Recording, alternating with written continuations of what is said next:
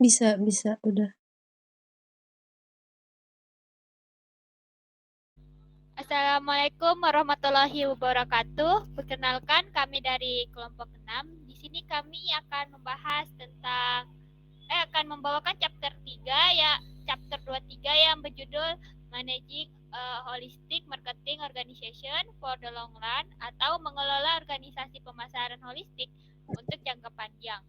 Sebelum itu, perkenalkan, saya Sari Nisafana Syahril dengan NIM 20241078 dengan rekan saya Naila Herliana dengan NIM 20241064. Kemudian ada Yulia Puspitasari dengan NIM 20241088 dan Siti Robiatul Adawiyah dengan NIM 20241082. Next.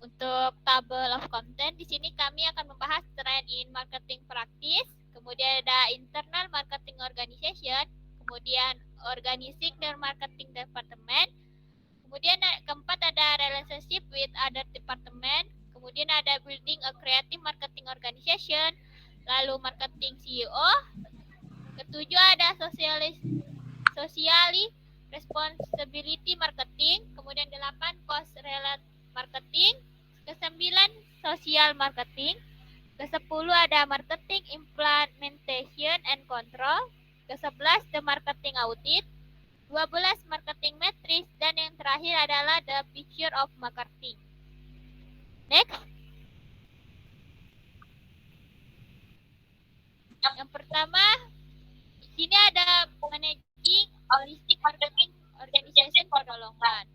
Pertumbuhan jangka panjang yang sehat memerlukan pendekatan pemasaran holistik yang mempertimbangkan dampak jangka pendek dan panjang dari setiap aktivitas pemasaran. Tanggung jawab sosial dan keberlanjutan ini menjadi fokus utama bagi banyak perusahaan. Contohnya ini adalah Patagonia. Nah, di mana Patagonia menempatkan isu lingkungan sebagai inti bisnisnya. Kampanye iklannya yang berbunyi Don't Buy This Jacket mendorong konsumen untuk mengurangi konsumsi dan memikirkan kembali gaya hidup berkelanjutan. Filosofi ini juga diadopsi oleh merek lain seperti Ben & Jerry and Whole Foods. Pemasaran holistik mencakup pemasaran relasional, integrasi internal, dan berbasis kinerja, di mana kita akan membahas bagaimana perusahaan mengelola pemasaran internal dan kinerja secara bertanggung jawab untuk mencapai keberlanjutan jangka panjang. Next. Nah, yang pertama kita akan membahas trend in marketing practice. Dalam dunia bisnis saat ini, pemasaran mengalami perubahan besar akibat globalisasi, regulasi, fragmentasi pasar, pemberdayaan konsumen, isu lingkungan, dan teknologi kemajuan. Di mana pada tabel 23.1 di sini ada beberapa, saya akan jelaskan singkat saja. Pertama ada re-engineering, yaitu menyusun ulang proses bisnis dengan membentuk tim lintas fungsi. Kemudian yang kedua ada outsourcing, yaitu mengalidayakan produksi atau layanan ke pihak ketiga atau ke luar negeri. Ketiga ada benchmarking, yaitu mempelajari dan meniru praktik terbaik dari perusahaan terbuka. Keempat ada supplier partnering, yaitu bekerja erat dengan pemasok yang berkualitas tinggi. Kelima ada customer partnering, yaitu melibatkan pelanggan dalam mengembangkan produk dan proses. Keenam ada margin, yaitu melakukan margin atau akuisisi untuk efisiensi dan pertumbuhan pasar. Ketujuh ada globalizing, yaitu meningkatkan operasi global dengan tetap relevan secara lokal. Kedelapan ada flattening, yaitu menyederhanakan struktur organisasi untuk mempercepat pengambilan keputusan. Kesembilan ada focusing, yaitu fokus pada segmen pasar atau pelanggan yang paling menguntungkan. Kesepuluh ada justifying, yaitu mengukur dan mendokumentasikan efektivitas setiap tindakan pemasaran. Kesebelas ada accelerating, yaitu mempercepat proses pengambilan keputusan dan peluncuran produk. Ke-12 ada empowering, yaitu memperdayakan karyawan untuk bertindak cepat dan kreatif. Ke-13 ada broadening, yaitu menghitung semua pemangku kepentingan, bukan hanya pemegang saham. Yang ke-14 ada monitoring, yaitu memantau pasar, pesaing, dan perubahan lingkungan secara aktif. Dan terakhir ada uncovering, yaitu menggunakan data mining dan analitik untuk memahami perilaku pelanggan. Next. Nah, kedua kita akan bahas internal marketing organization.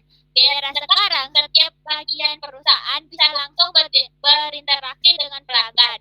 Maka pemasaran harus menyatukan semua proses agar pelanggan merasakan satu suara dari perusahaan. Internal marketing berarti seluruh karyawan harus paham dan mendukung tujuan pemasaran serta aktif menciptakan dan menyampaikan nilai bagi pelanggan. Nah, di sini ada marketing memo, ini adalah beberapa departemen. Contoh ada R&D, penelitian dan pengembangan, di mana mereka mendengarkan masalah pelanggan dan melibatkan departemen lain dalam proyek baru. Kedua ada purchasing atau pembelian, yaitu mencari pemasok terbaik secara aktif. Kemudian yang ketiga ada manufacturing atau produksi, yaitu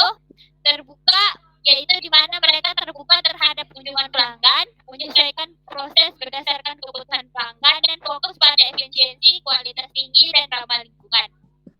Keempat ada marketing atau pemasaran, di mana mereka menargetkan segmen pasar yang spesifik dan menguntungkan dan mengembangkan produk sesuai kebutuhan segmen.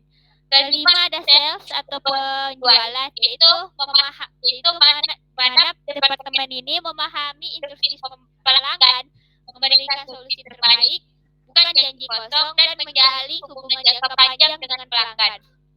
Keenam ada logistik, di mana mereka menjaga standar tinggi dalam pengiriman dan pelayanan.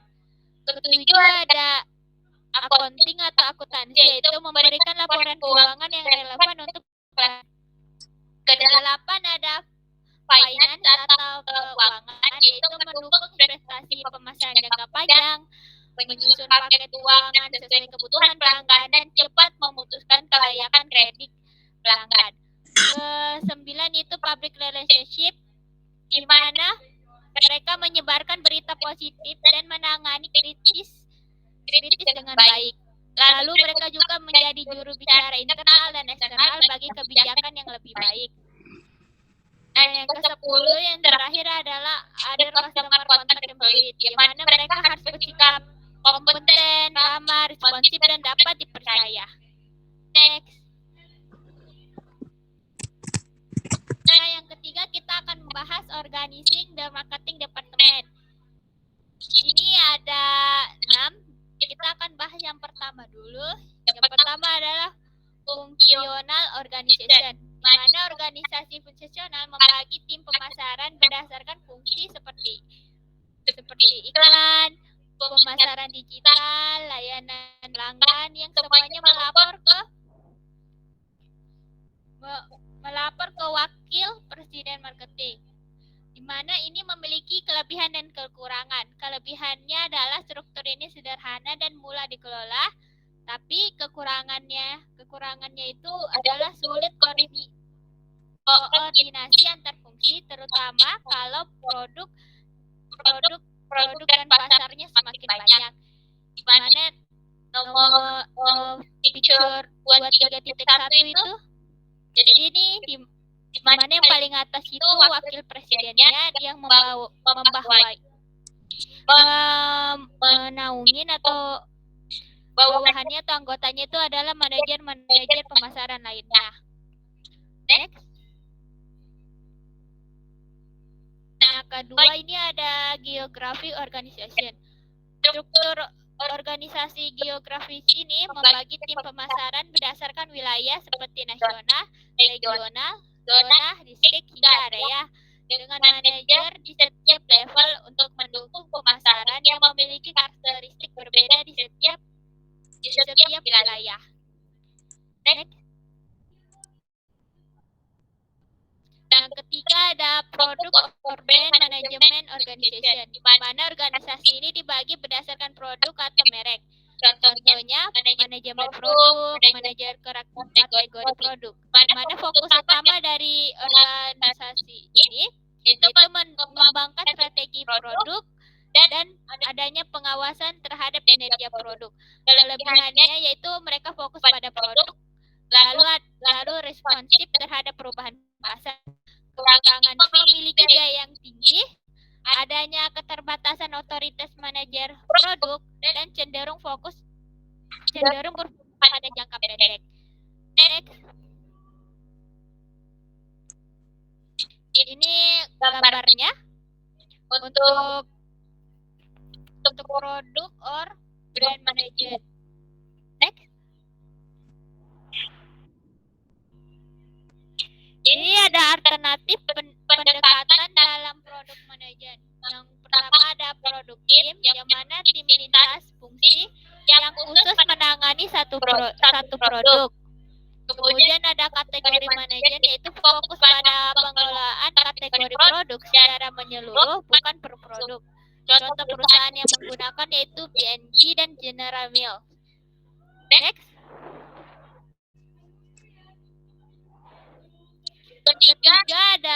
Keempat ada marketing management organization. Organisasi ini dibagi berdasarkan segmen pasar atau jenis pelanggan seperti konsumen individu, bisnis to bisnis, atau pemerintah. Kemudian manajer pasar bertanggung jawab merancang dan menjalankan strategi pemasaran yang sesuai dengan kebutuhan dan karakteristik masing-masing segmen. Lalu ini cocok untuk perusahaan dengan produk yang ditujukan ke berbagai tipe pelanggan yang memiliki kebutuhan dan perilaku yang berbeda. Next. Baru kelima ada customer management organization, di mana berfokus pada pengelolaan hubungan dengan pelanggan secara individu dan bukan hanya berdasarkan segmen pasar.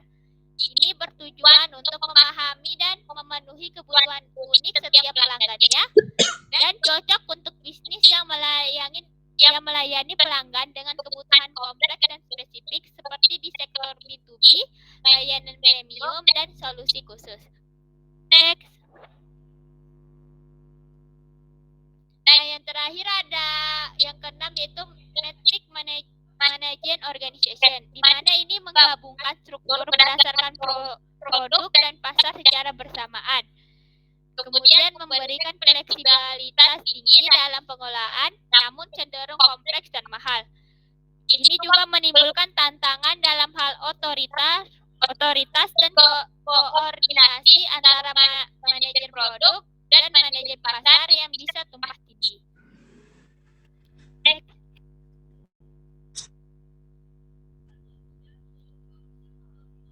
Selanjutnya, relationship with other departments ini berarti bagian pemasaran bukan hanya tanggung jawab pada satu departemen saja. Itu berarti harus bekerja sama dengan tim lain seperti tim produksi, keuangan, dan HRD. Jadi kalau misalnya sudah punya budget untuk promosi, harus dipikirkan bagaimana cara promosi yang sesuai dengan budget yang dipunya seperti itu. Nah, tapi dalam melakukan hubungan dengan departemen lain ini, pastinya ada tantangannya di mana akan ada berbeda sudut pandang, terus juga pemimpin pemasaran lebih sering menggunakan persuasi daripada otoritas. Ini maksudnya berarti pemimpin pemasaran selain harus pandai bernegosiasi dan membujuk, bukan cuma memerintah aja atau otoritas. Dan contoh nyatanya ini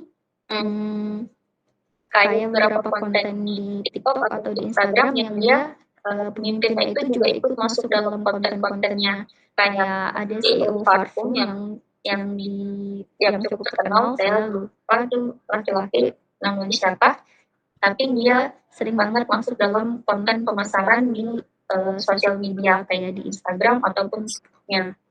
Nah, selanjutnya ada building creative marketing organization. Ini cara membangun organisasi pemasaran yang kreatif.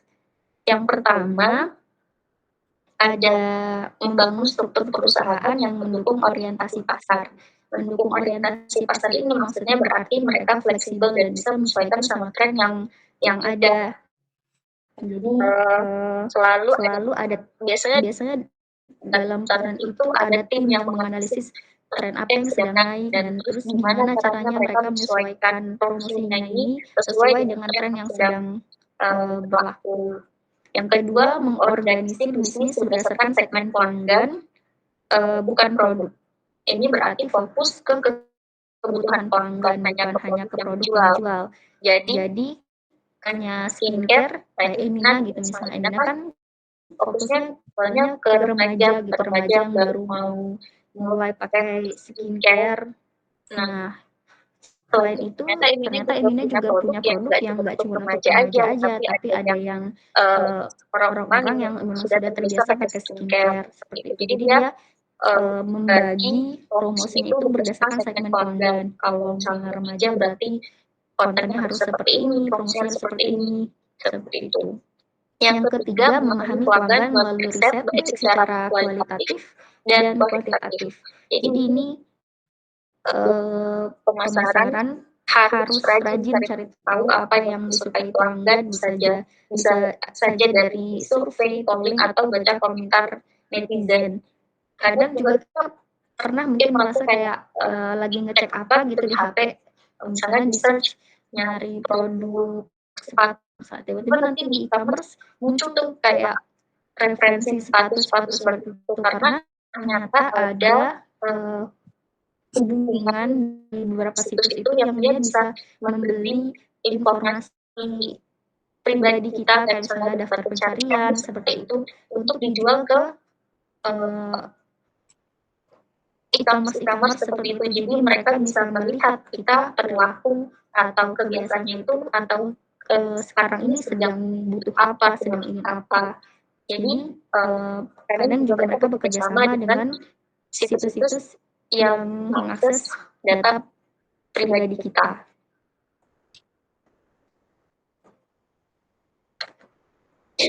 Selanjutnya ada the marketing CEO. Ini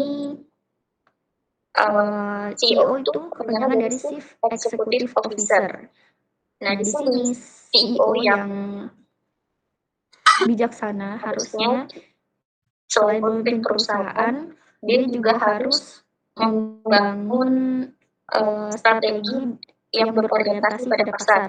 Yaitu walaupun kelihatannya CEO ini pekerjaan yang mentereng gitu, tapi sebenarnya dia bekerja di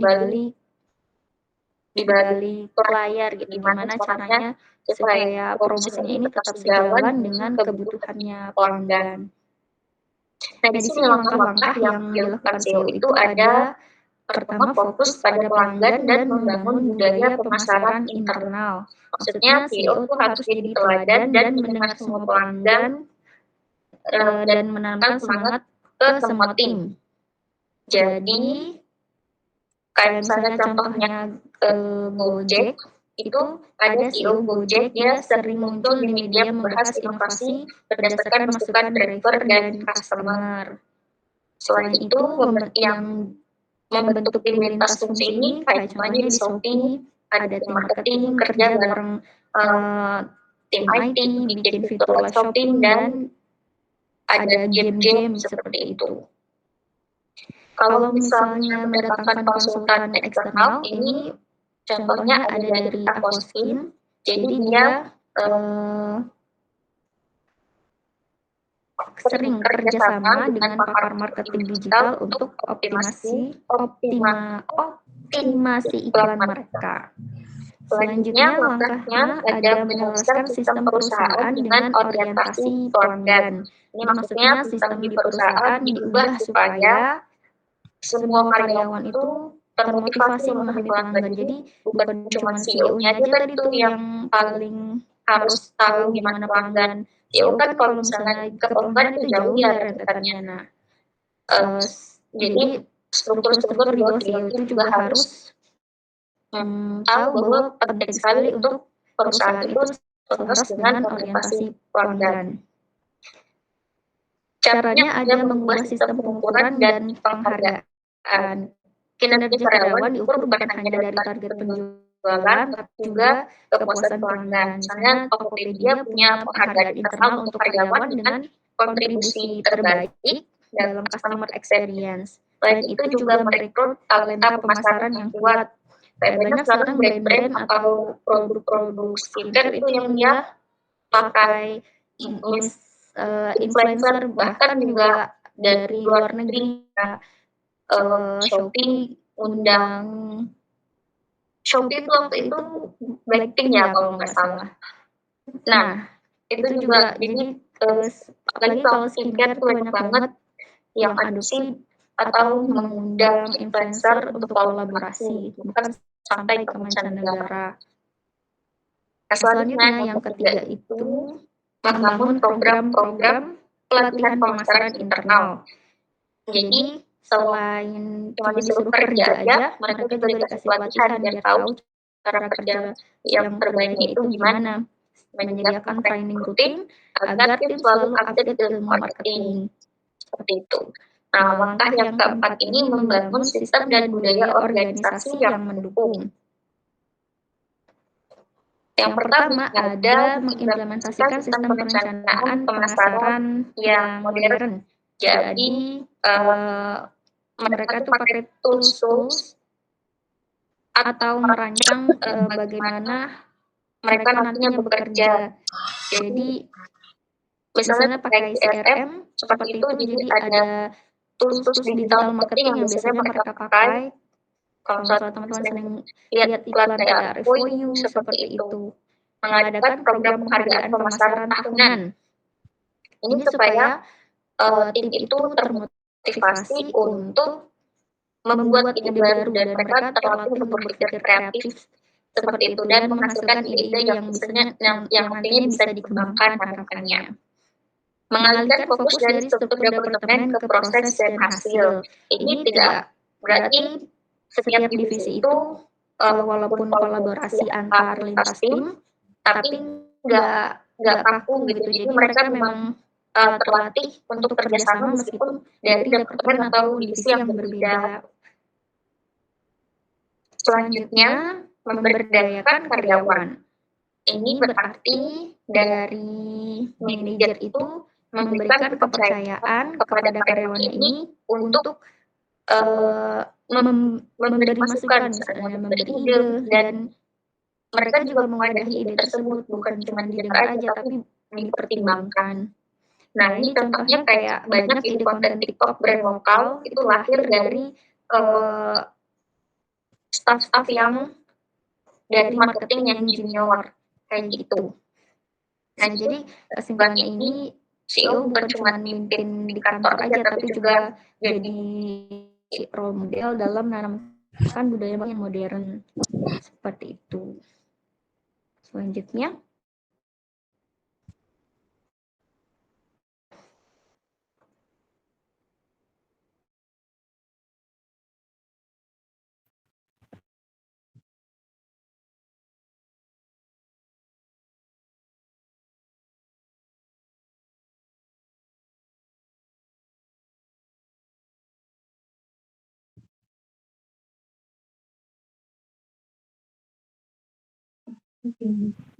Oke, jadi selanjutnya di sini itu outline aku nanti bakal bahas 3 outline yang materinya itu tentang kalau brand itu nggak cuma jualan atau buat strategi marketing doang, tapi gimana pemasaran mereka itu bisa berdampak baik buat masyarakat dan lingkungan. Jadi mereka nggak cuma buat brandnya ini dapat cuan doang, tapi soal jadi brand mereka yang punya dampak positifnya secara nggak langsung ke masyarakat.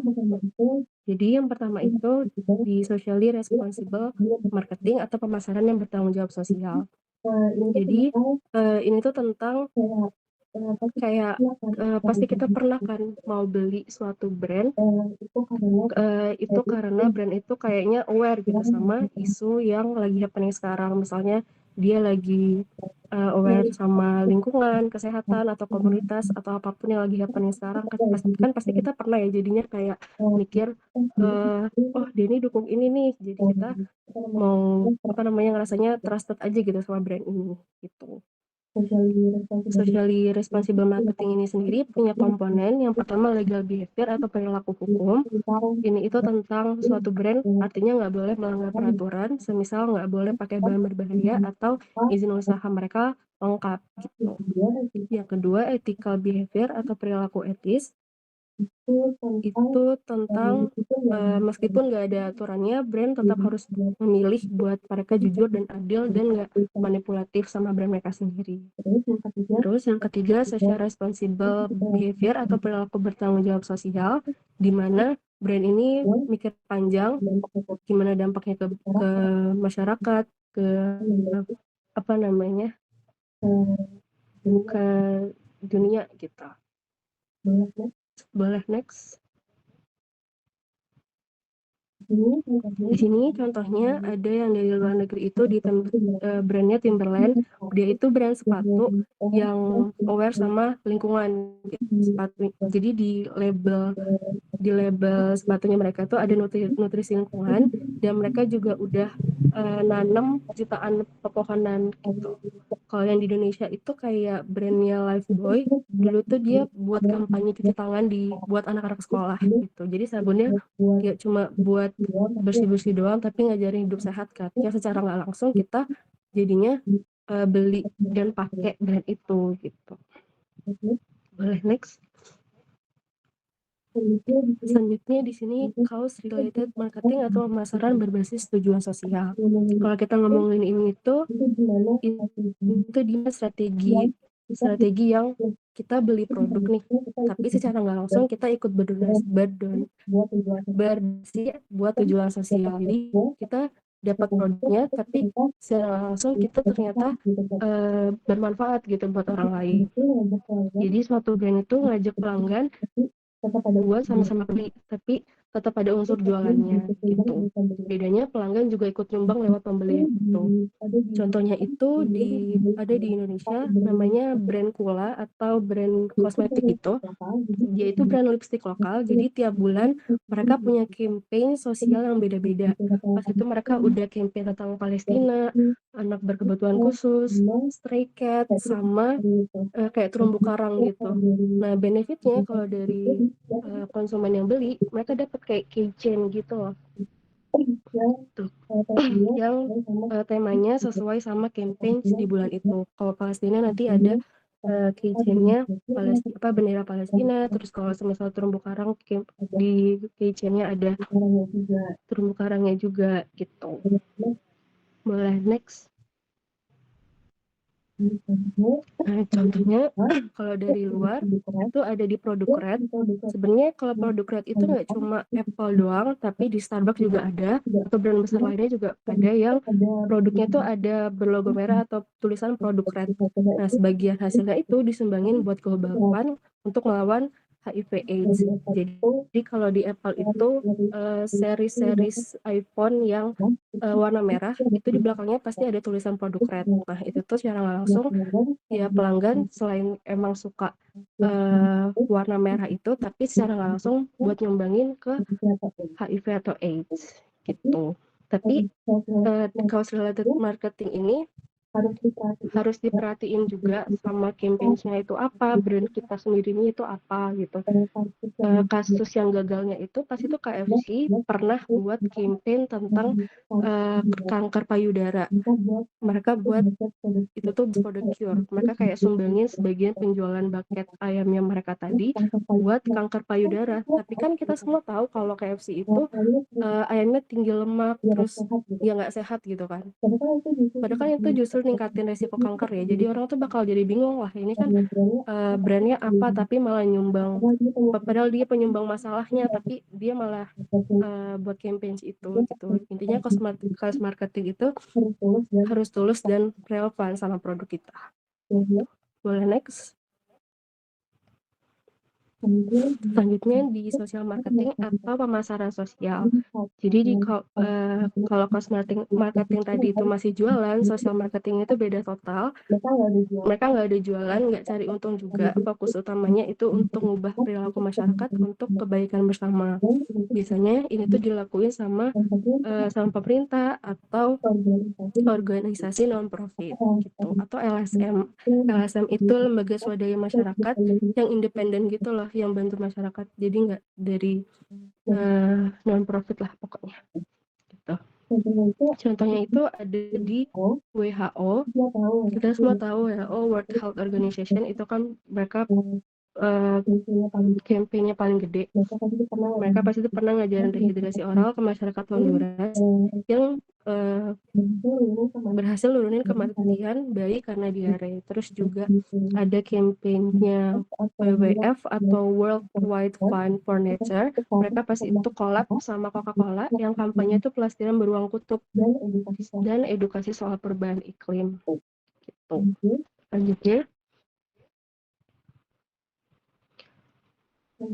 Selanjutnya ini kita bahas tentang kampanye sosial itu kan nggak boleh buat asal-asalan ya, harus direncanakan secara matang. Di sini ada 2 tabel, tapi kita bahas dulu tentang yang 4 target utama dari social marketing. Jadi yang pertama itu tentang kesadaran atau kognitif, di mana orang tahu dulu nih sama masalahnya, sama kampanye yang kita buat ini masalahnya apa, supaya orang-orang itu aware gitu. Yang kedua, action atau tindakan. Kita dan masyarakat juga udah mulai bertindak. Lalu yang ketiga, behavior atau perilaku yang jadi kebiasaan rutin nantinya. Lalu yang keempat, value atau nilai hidup, jadi bagian dari gaya hidup atau budaya. Jadi contohnya itu kayak rokok. Orang kan awalnya sadar nih rokok itu bahaya, lalu terus coba berhenti, dari action, lalu mulai hidup sehat, perilakunya udah mulai berubah kan, dan akhirnya mereka percaya hidup sehat itu penting banget. Nah itu kan dari sisi nilai hidup gitu. Lalu kita lanjut ke tabel yang satunya itu yang tentang langkah-langkah perencanaan. Yang pertama kita analisis dulu situasi sekarang yang where are we itu. Lalu yang kedua, where do we want to go? Kita mau ngubah apa nih gitu, buat dari kampanye ini gitu. Yang ketiga, how will we get there? Gimana caranya kita bisa sampai sana? Gimana caranya strategi pelaksanaannya nanti gitu. Itu kan perlu dipikirin ya, produknya apa, harganya berapa, distribusinya apa, promosinya bakal gimana gitu. Dan yang terakhir, how will we stay on course? Artinya gimana caranya untuk bisa stabil gitu kampanyenya ini. Dari evaluasi dan monitoring. Jadi kesimpulannya itu bukan cuma kampanye doang yang rame, tapi yang benar-benar berdampak, yang sampai yang sampai masyarakat itu sadar gitu sama isu-isu yang dibuat suatu brand gitu. Ya, boleh selanjutnya.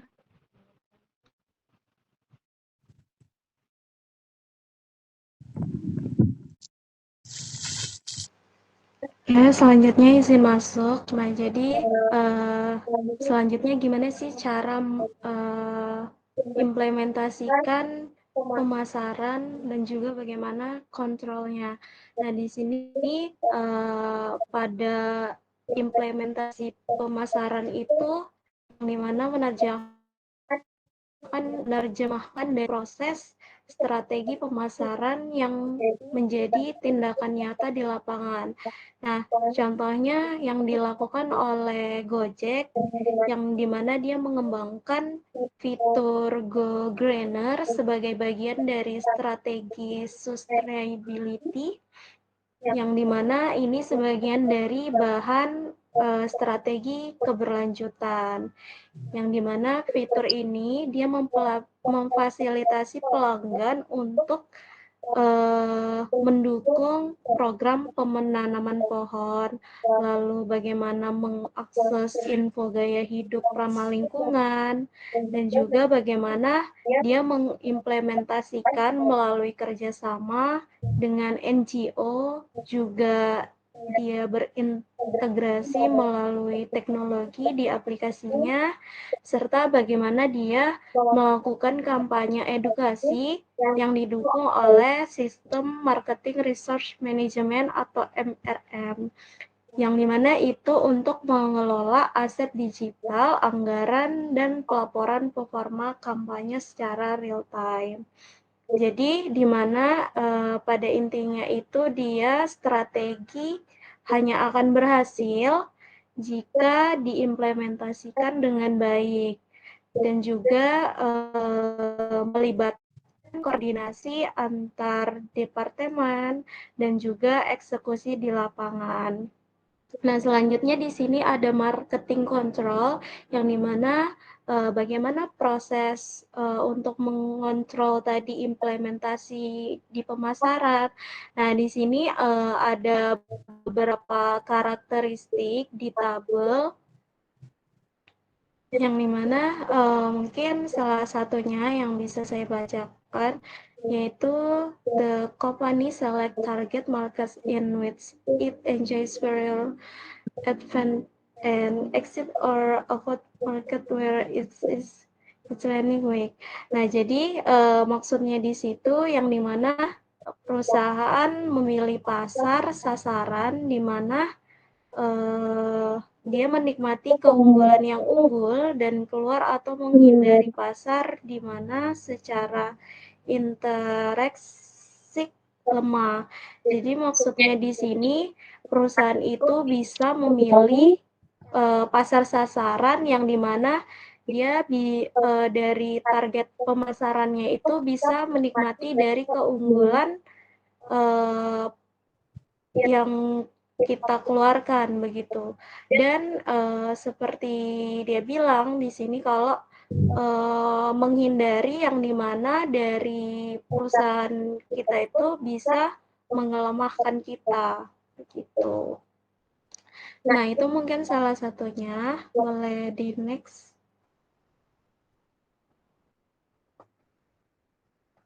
Nah, selanjutnya di sini boleh di next. Nah, di sini jenis kontrol. Nah, pada tabel berapa ini?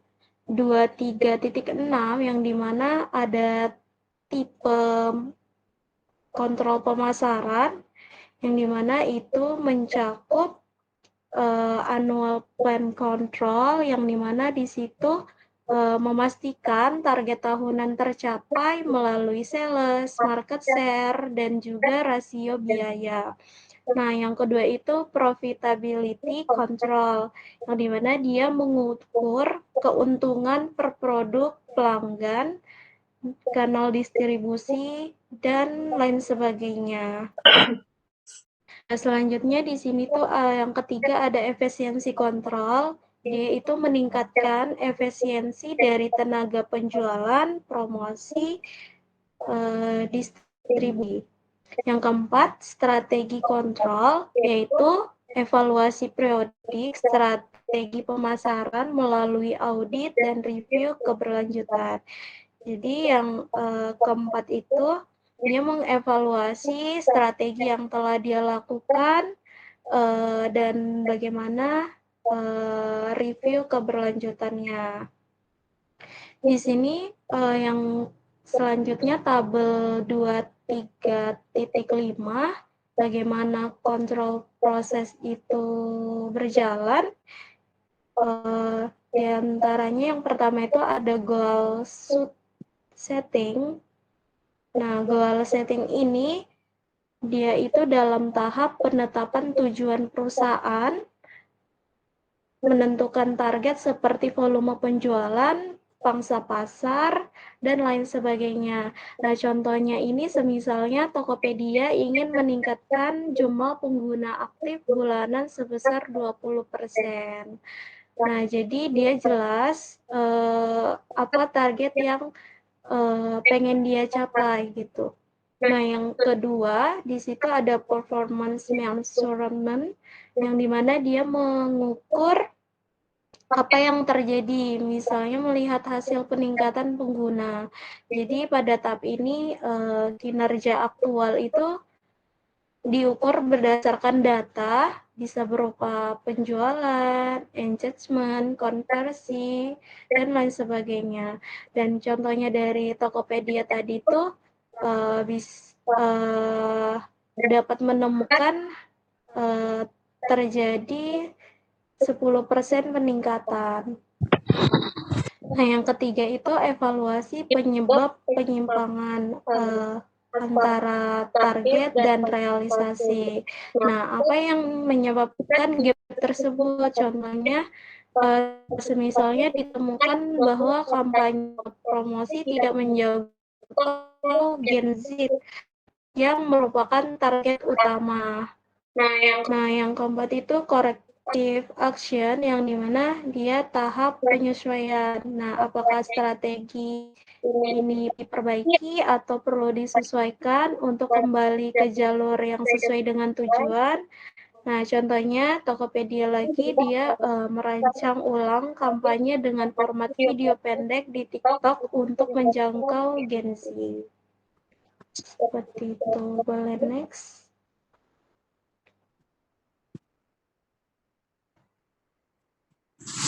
Nah, di sini selanjutnya ada karakteristik audit.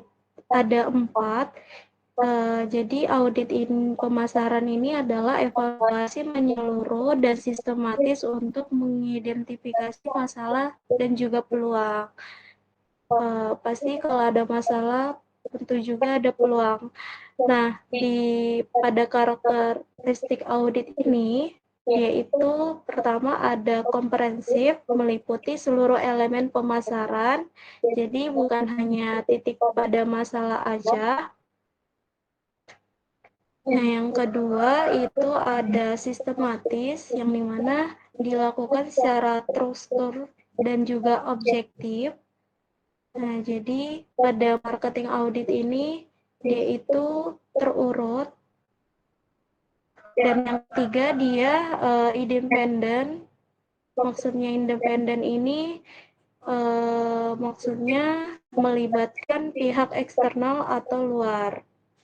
Nah, yang keempat periodik, yang mana karakteristik audit ini dilakukan secara berkala dan bukan hanya dilakukan saat krisis saja. Nah, selanjutnya pada komponen audit. Nah, komponen audit di sini itu yang pertama dia lingkungan pemasaran yang mencakup demografi, ekonomi, teknologi, politik, dan lain sebagainya. Jadi dia itu semacam lingkungan eksternal. Nah, yang kedua strategi, yang dimana dia menilai kesesuaian visi, misi, tujuan, segmentasi, positioning perusahaan. Yang ketiga, organisasi, yang dimana dia juga menilai dari struktur organisasi, pemasaran, dan hubungan antar divisi. Yang keempat, sistem. Nah, audit terhadap sistem informasi ini dia mencakup informasi, perencanaan, kontrol, dan juga pengembangan produk. Yang kelima, di produktivitas, dia mengevaluasi produktivitas biaya pemasaran dan juga efisiensi. Dan yang keenam, fungsi pemasaran ini audit pada aspek itu mencakup pada produk, yang maksudnya produk di sini itu apakah produk memenuhi kebutuhan atau perlu ditambah atau dikurangi. Lalu harga, apakah strategi harga ini cukup kompetitif? Distribusi. Nah, distribusi ini apakah saluran distribusi efisien, apakah tidak? Selanjutnya itu promosi. Apakah pemasaran yang kita lakukan itu pesan bisa tersampaikan dengan baik? Yang sales force itu adalah apakah tenaga penjual bekerja sesuai dengan tujuan perusahaan. Jadi itu berapa komponen yang audit keluarkan. Nah, selanjutnya di situ ada beberapa yang di tabel 23.8 yang dimana pada komponen audit ini apa aja. Nah, yang udah saya jelaskan tadi itu marketing environment audit. Jadi lingkungan pemasaran audit itu mencakup beberapa lingkungan pemasaran yang tadi fokusnya ke eksternal. Lalu pada lingkungan tugas yang dimana dia mencakup market, terus customer, kompetitor, distribution, supplier, fasilitator, dan lain sebagainya. Boleh di next.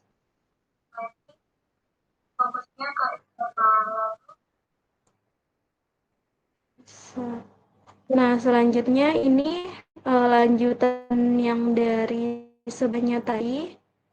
Nah, dia ada beberapa yang dimana evaluasi produktivitas biaya pemasaran. Nah, jadi di sini ada beberapa,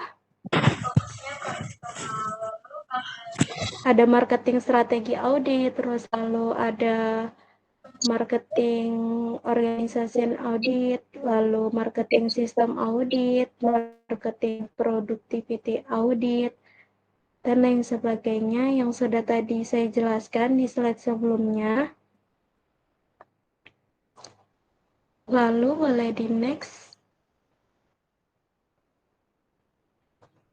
Nah, di sini ada marketing matrix yang dimana dia itu digunakan untuk mengevaluasi kinerja dari pemasaran.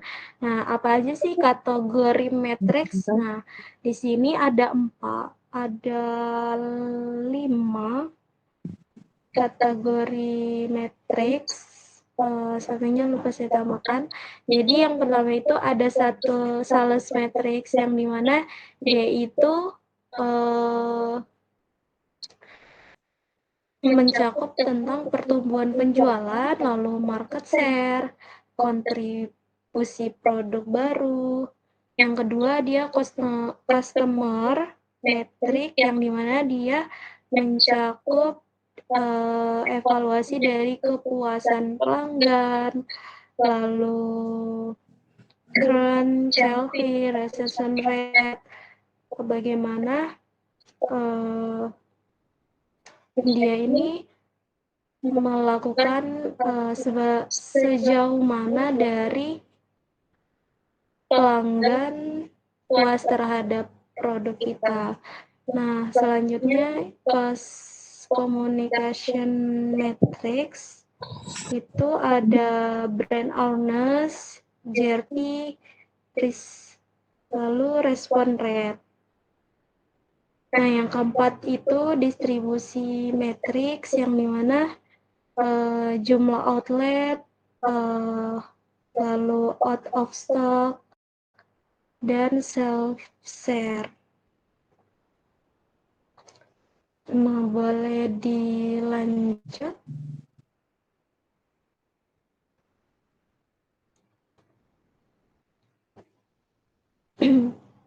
Nah, selanjutnya di sini ada The Future of Marketing yang dimana perubahan paradigma. Nah, yang pertama itu dari intuitif ke ilmiah atau data driven. Nah, maksudnya di sini dia itu mengandalkan data dan analisis untuk pengambilan keputusan. Yang kedua, dari massal ke presisi atau segmentasi mikro. Nah, maksudnya di sini dia itu menargetkan audiens yang lebih spesifik dan terdefinisi. Yang ketiga, dari hierarkis ke tim kerja. Nah, dia itu maksudnya di sini menyatukan fungsi-fungsi dalam organisasi untuk inovasi yang lebih cepat. Yang keempat, dari produk ke pelanggan. Nah, utama di sini itu dia beralih ke pemenuhan kebutuhan pelanggan, bukan hanya fitur produk. Yang kelima, dari laba jangka pendek ke nilai jangka panjang. Nah, maksudnya di sini itu di strategi dia menggunakan strategi yang mempertimbangkan dampak sosial dan lingkungan. Jadi menilai kualitas praktik pemasaran berdasarkan orientasi produk versus pelanggan, proses dia itu fungsi versus hasil serta dampaknya terhadap stakeholder dan society. Nah, pada tabel 23.9 ini POR itu ada bacanya POR yang dimana dia berorientasi pada produk, kualitas rata-rata, efisiensi operasional minimal. Nah, yang good ini dia itu segmented offering, maksudnya cukup efektif dalam mengelola supplier dan juga konsumen. Nah, yang excellent ini, dia ini maksudnya customer oriented dan lain sebagainya, dia itu berorientasi pada sustainability. Jadi boleh di next.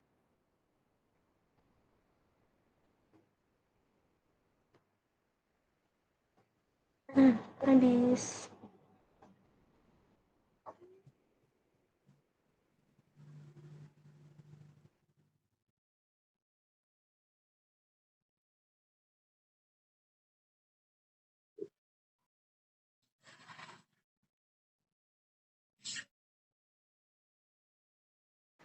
Jadi sekarang masuk ke presentasi jurnal.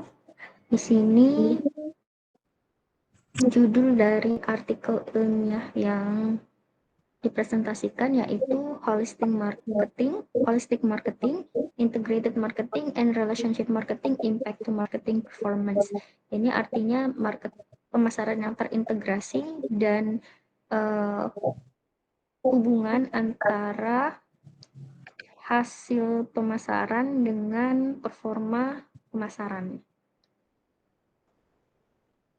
Nah, di sini tujuan penelitiannya adalah untuk menganalisis pengaruh pemasaran internal dan pemasaran terintegrasi terhadap kinerja pemasaran dengan mediasi pemasaran holistik dan dampaknya pada pemasaran. Ada 3 hipotesis yang utama. Ada pemasaran internal dan pemasaran terintegrasi berpengaruh positif terhadap kinerja pemasaran. Ada pemasaran holistik memediasi hubungan antara pemasaran internal dan terintegrasi dengan kinerja pemasaran. Yang ketiga, pemasaran hubungan berperan dalam memperkuat dampak pemasaran holistik terhadap kinerja pemasaran. Nah, tapi selain itu, di sini juga dari kerangka konseptualnya ada hipotesis yang lebih rinci. Ada 11 hipotesis yang nanti bakal dianalisis dalam jurnal ini. Nah, metode penelitiannya menggunakan pendekatan deskripsi kuantitatif positivisme yang digunakan untuk menjawab pertanyaan penelitian. Mungkin kuantitatif positivisme ini saya harus cari dulu apa itu.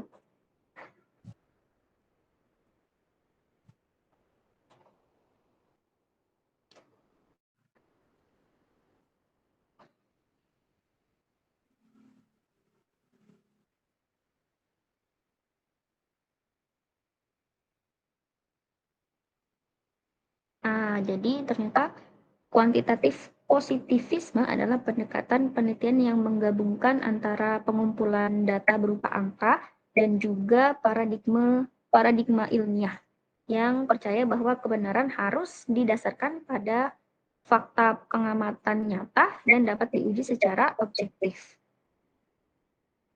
Nah, di sini populasi dan sampel yang digunakan adalah perusahaan makanan dan minuman di Asia Tenggara yang selama masa pandemi telah memproduksi makanan dan minuman dengan proses produksi minimal 50%. Jumlah sampelnya ada 124 responden. Metodenya yang digunakan secara purposif dengan kriteria perusahaan yang aktif menggunakan media sosial untuk pemasarannya. Nah, metode pengambilan sampelnya tadi secara purposif, metode penelitiannya kuantitatif dengan pendekatan campuran. Ada pengumpulan data melalui kuesioner dan juga analisis data dengan statistik deskriptif dan regresi linier untuk mengevaluasi hubungan antar variabelnya. Nah, di sini hasil dan pembahasannya, di sini dari hipotesis yang tadi sudah mereka angkat itu ternyata dalam pemasaran terintegrasi dan pemasaran hubungan didapati hasil bahwa pemasaran ini berkontribusi langsung pada peningkatan kinerja pemasaran dan dampak nyata pada volume penjualan konsisten. Saat itu, di hipotesis pemasaran holistik sebagai penguat strategi juga hasilnya memberikan nilai tambah pada kinerja pemasaran dan memperkuat hubungan dengan pelanggan. Ini juga mempengaruhi dinamika sosial di wilayah perkotaan. Selain itu, pada hipotesis peran mediasi pemasaran holistik, ini juga hasilnya menghubungkan pemasaran terintegrasi dan pemasaran hubungan dengan kinerja pemasaran. Di mana semakin kuat pemasaran holistik, semakin besar dampak positif terhadap hasil pemasarannya. Pada kinerja produk, perlu perhatian. Dukungan terhadap kinerja produk masih rendah dan perlu strategi khusus untuk memperbaikinya. Setelah itu, dampak sosial dan pasar dari penelitian ini hasilnya kinerja pemasaran meningkatkan kualitas hubungan pada pelanggan dan juga berkontribusi pada perubahan perilaku konsumen dan persaingan pasar di lingkungan perkotaan. Nah, kesimpulannya di sini peneliti menunjukkan bahwa pemasaran terintegrasi dan pemasaran hubungan dapat meningkatkan kinerja pemasaran melalui pendekatan pemasaran holistik.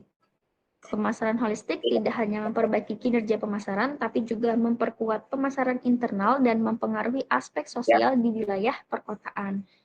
Kelebihannya di sini menjelaskan peran pemasaran holistik sebagai mediator dalam meningkatkan kinerja pemasaran, tapi kekurangannya ada bahwa peran variabel sosial perkotaan dan pemasaran terintegrasi masih relatif kecil dan kurang mendapat alasan mendalam. Jadi tadi ini dianalisisnya UMKM-nya itu ada di perkotaan dan perdesaan. Tadi saya lupa menjelaskan. Oke, sebenarnya cukup untuk presentasi jurnal. Jika ada yang mau ditanyakan, dipersilakan.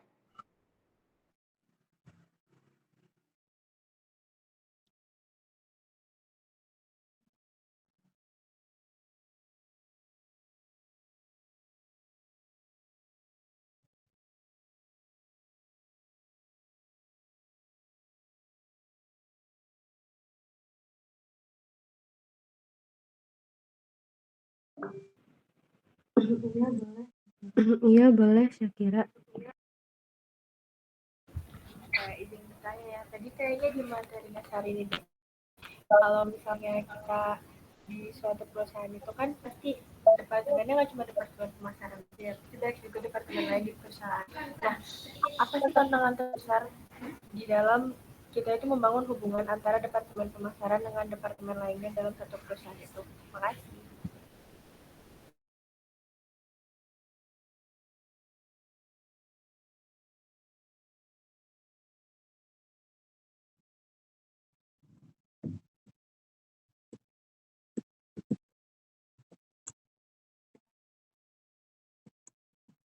Apakah ada yang ingin bertanya lagi?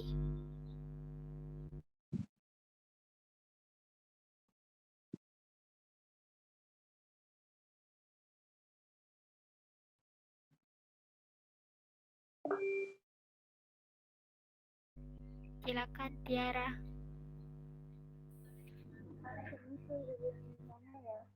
Nama saya Tiara Yosari Mini 224084. Kalau tadi kan ada ngebahas tentang kategori manajemen sama produk manajemen. Kalau misalnya dilihat dari perilaku belanja masyarakat sekarang yang kebanyakan itu online, menurut kalian lebih efektif mana di antara kategori manajemen atau produk manajemen? Terima kasih.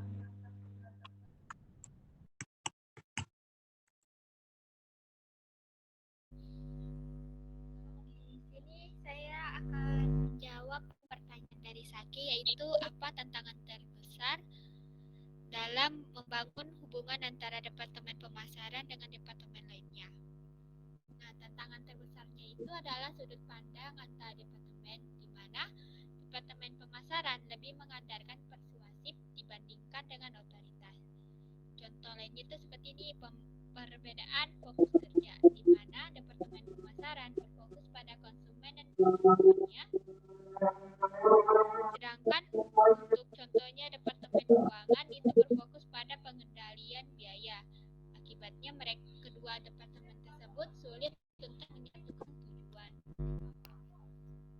Kemudian ada tantangan lainnya itu komunikasi yang kurang efektif, di mana data dari departemen pemasaran ini sering tidak dianggap penting oleh tim lain atau departemen lain, sehingga sering terjadi miskomunikasi antar departemen.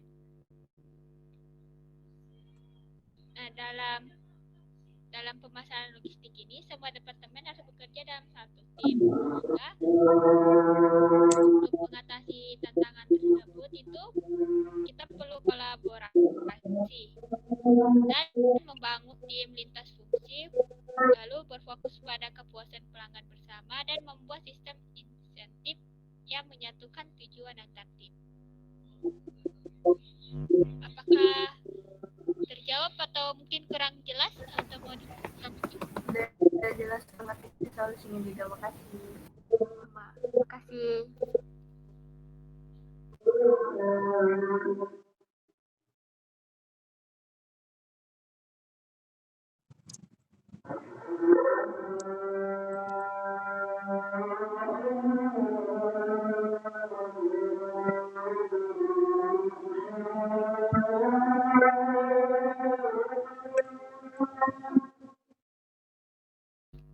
Ya, silakan. Izin bertanya, aku Nashwa Setiar, NIM 22410666. Jadi pertanyaannya, menurut kalian penting nggak sih brand itu punya nilai sosial, atau yang penting cuma produknya aja yang bagus itu udah cukup apa belum gitu?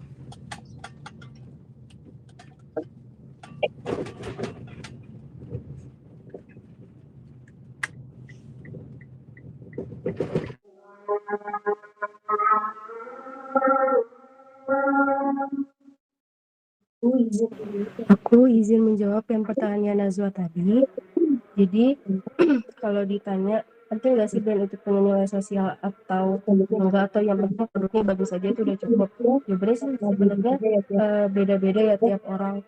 Cuma ada yang tetap pilih bagus, murah, ada yang pilih brand karena emang punya nilai sosialnya. Tapi idealnya sih produk bakal lebih bagus lagi kalau punya nilai sosial. Jadi kayak dia punya dampak sosial gitu secara langsung buat masyarakat. Gitu. Kayak apa namanya, apa ya bahasanya, kayak nilai sosial itu kan bisa jadi salah satu jadi suatu brand jadi punya brand awareness gitu loh. Jadi orang-orang bisa juga yang awalnya mungkin nggak begitu tertarik sama suatu brand itu, tapi karena dia aware sama isu sosial, mereka jadinya pengen beli gitu. Jadi sebenarnya balik lagi, cuma menurut aku sendiri kalau punya nilai sosial itu punya nilai lebih aja sih buat produk suatu brand gitu. Apakah menjawab? Sudah terjawab, makasih ya. Terima kasih. Aku ingin jawab tadi pertanyaannya Tiara ya, soal kategori manajemen sama produk manajemen mana yang lebih efektif, karena sekarang banyak yang online, betul? Oke. Nah, kalau kategori manajemen itu kan, kalau misalnya kalau dari aku terus memahami pemateri ini, sebenarnya kategori manajemen itu bagus kalau misalnya kita kayak pemasaran di online itu, jadi kalau kita memasarin dan orang itu tertarik, jadi referensi yang nantinya bakal muncul ke dia itu masih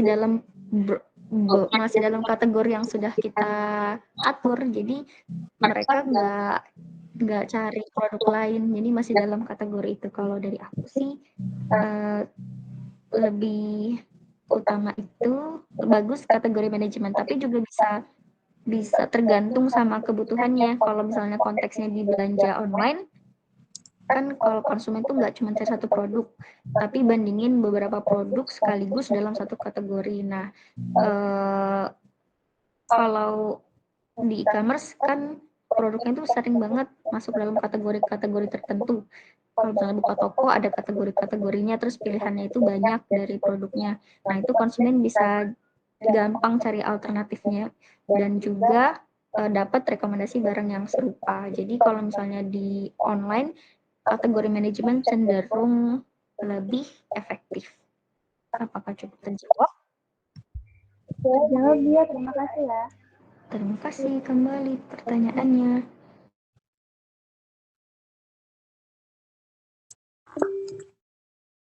Ya, boleh Gita.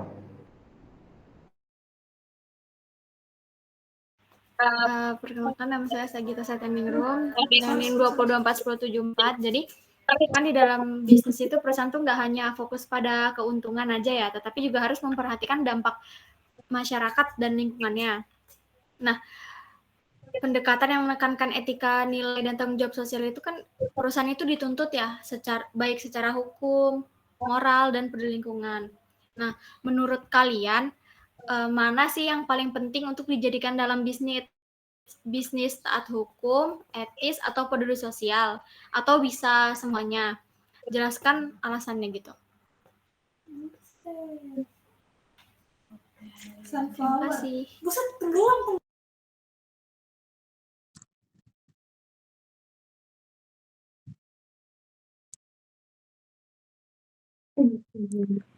Izin menjawab yang pertanyaannya kita tadi. Jadi kalau ditanya apa namanya, tadi pertanyaannya mana yang paling penting, apa namanya, taat hukum, etis, atau peduli sosial. Jadi kalau dari aku sendiri, tiga-tiganya tuh penting banget ya. Ya, tapi yang paling dasar, yang paling wajib banget dulu itu ya taat hukum dulu, karena kalau udah suatu brand ngelanggar hukum kan berarti otomatis brand itu udah nggak aman dan udah nggak layak ya dijalanin bisnisnya gitu. Jadi setelah hukum, jaga etika itu juga nggak kalah penting.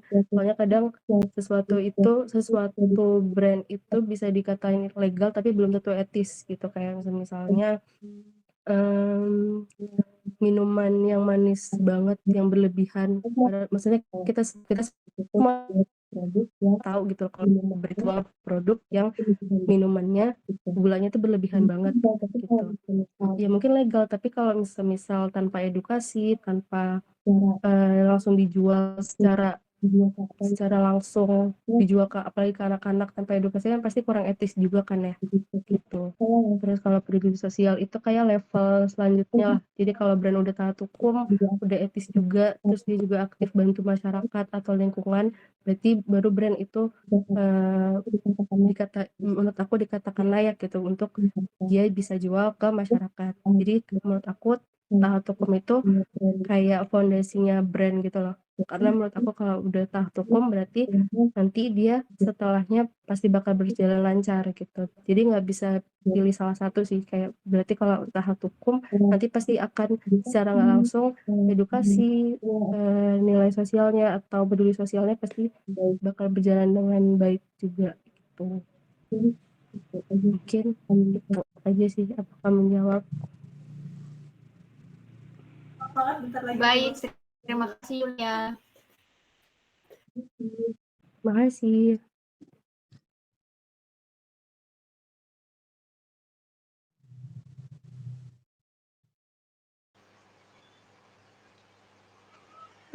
Ada yang ingin bertanya kembali?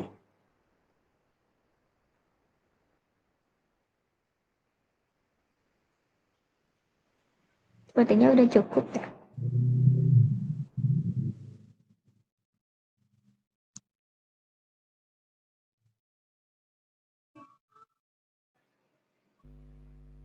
Tolong tutup aja Sarini, kayaknya udah nggak ada yang tanya. Karena sudah tidak ada yang bertanya, kami menutup presentasi kelompok 6 hari ini. Terima kasih karena sudah mau masuk pada siang hari ini dan mendengarkan. Kami tutup. Wassalamualaikum warahmatullahi wabarakatuh. Terima kasih ya teman-teman yang udah join. Mungkin bisa stay dulu buat Terima apa kasih kan namanya sudah mau join. lihat lihat yang join ya udah dengar.